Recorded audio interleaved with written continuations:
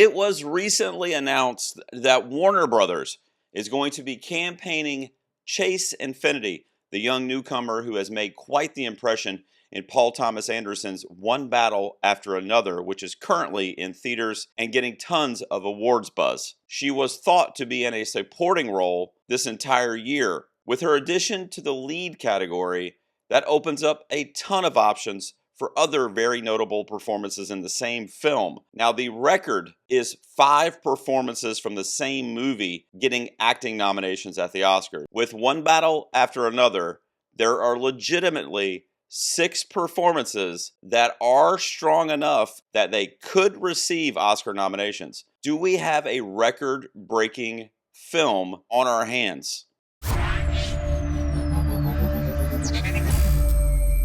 One Battle After Another is, at its core, a film about chaos, but what keeps that chaos from consuming the story is the sheer precision of its ensemble. This is one of those rare casts where every performance feels lived in, not performed. Each actor seems to understand that their character existed long before the camera started rolling. That's what gives the world its texture, its sense of messy, breathing humanity. PTA has always been a director who builds universes through people, not plot. And here he's assembled a roster of performers who treat every gesture, every silence, every sideways glance as a form of storytelling. The result is a movie that feels less like a film and more like an ecosystem. Thriving, flawed, unpredictable, and fully alive. It's not just great acting, it's an act of collective world building. All right, folks, as I think you've figured out, we're diving into PTA's One Battle After Another again on today's video. It is a film stacked with these heavyweight performances from top to bottom.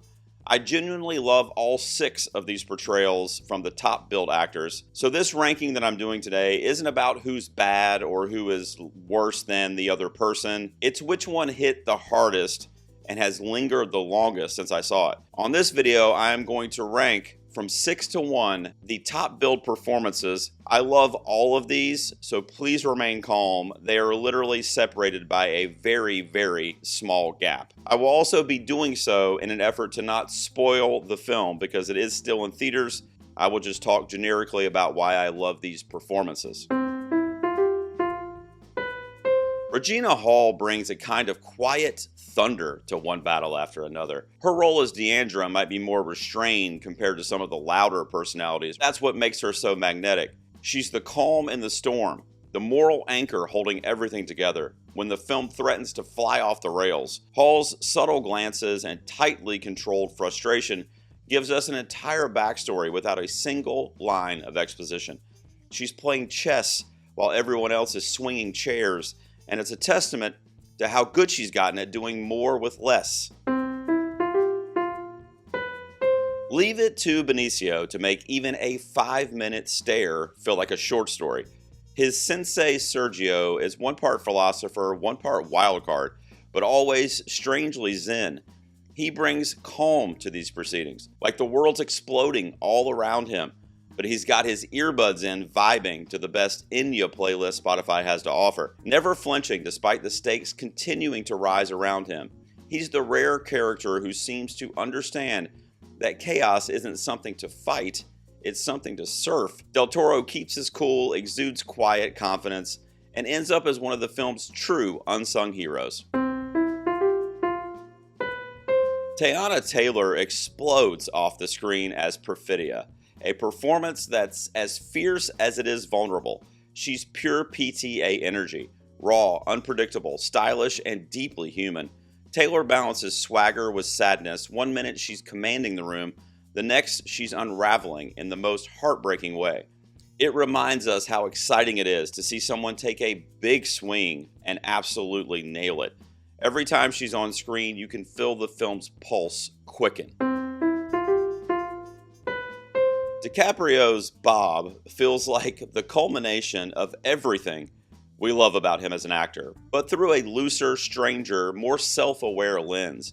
He's playing a man who's equal parts idealist and burnout, someone who can't decide whether he wants to save the world or just narrate its downfall with a smirk and a drink in his hand. What's fascinating here is how Leo channels his charisma into confusion. Bob is magnetic also, but deeply lost, and Leo makes that contradiction sing. It's the kind of performance where you can see the gears turning, not as an actor who's showing off, but as a man who's perpetually one bad decision away from enlightenment. It's eccentric, funny, and unexpectedly moving. A reminder that Leo might be one of the last true movie stars who can do all three in a single breath. This might be the most commanding Sean Penn has been in over a decade.